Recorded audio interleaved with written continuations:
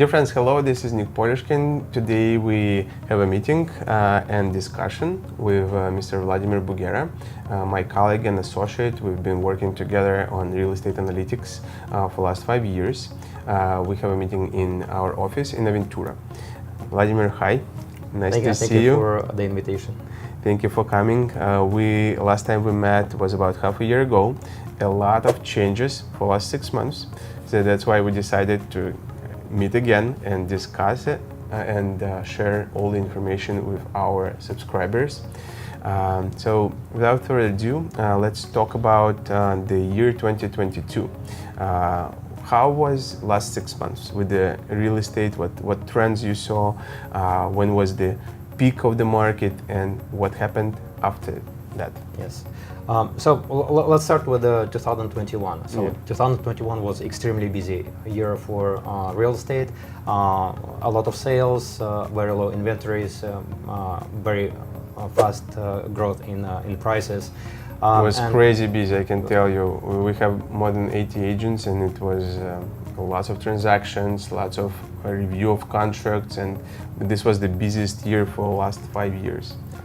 And so we started 2022 with on this very fast-moving industry track, I would say, but there were expectations that we're going to have high interest rates and maybe some slowdown in economy, and then a lot of things happened in February. So on a geopolitical front.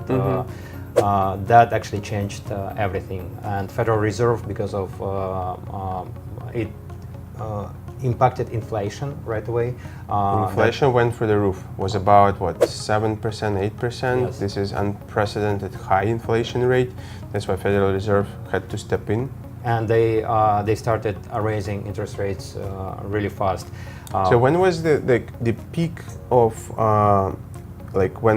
peak of the market, when the inventory was super low? When exactly was it? Yeah, so what happens, the industry was moving really fast, and even though interest rates started going up, but it did not impact the market right away, and even more, we reached the lowest inventories ever, on a record in It April. was like 1 month of supply. Yes. So if no new homes were coming to the market, all inventory will be gone in 1 month. Yeah. And probably a lot of people panicked because a lot of people wanted to buy properties either for themselves or park their money, their investments, and they were looking at higher interest rates, and so a lot of people just essentially were jumping in the last bus. Last bus. But in May things changed. Actually, in May, that's when we saw a significant increase in mortgage rates. They went up to 5 to 6%, and that slowed the market. The market, yeah. And we right there in May, we noticed a significant increase in inventory levels, but the prices kept going up. So prices were going up, inventory was raising all over the state or all over South Florida or in some parts? In general, like on average, everywhere, but you always have some areas where there is still a very strong demand, and it's because real estate is location. Exactly. But Vladimir, tell us, and I think last time we talked about it, but about the prototype which you built, which helps us to see basically inventory spikes and trends. Yeah, so in collaboration with Nick's company, we built actually a very robust tool. It's an application that monitors all the local communities in South Florida, monitors the inventory levels and finds areas where inventories are dropping or areas where inventories are going up. And it helps to find good opportunities on the market, and also it helps for sellers to know when is the right time to sell, to list it. So exactly, and that's the question which always comes into our minds, into minds of our clients, agents, where to find deals. So that was the answer, where to find deals. contact us. We will locate the best deal for you and help you to go through analytics. So then you're buying the house or apartment for yourself or for investment purposes, you will be making decision with conviction based on analytics and research. Yeah, and here I want to add that Vera Realty and Nick's team, they have exclusive access to this platform. Yep. No other companies have it. Vladimir, you're the best. So let's give to our viewers some advices in current market, current situation.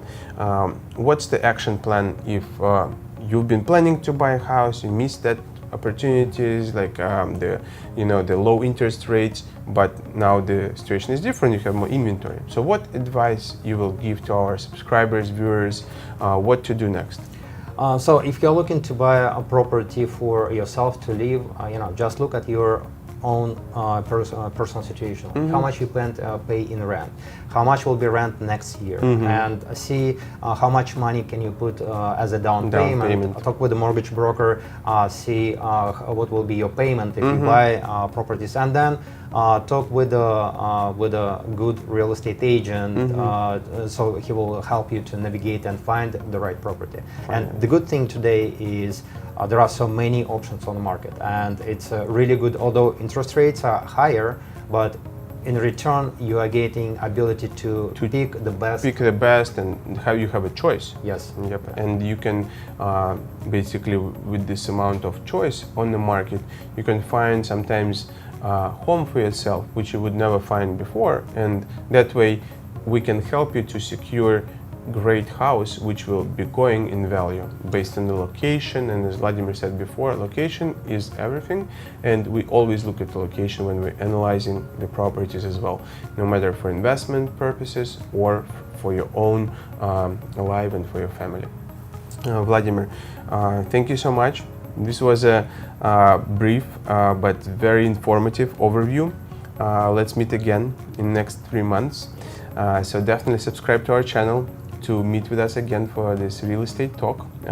And looking forward to hear from you. Give us feedback, give us likes, and have an amazing year and rest of the year, and see you soon.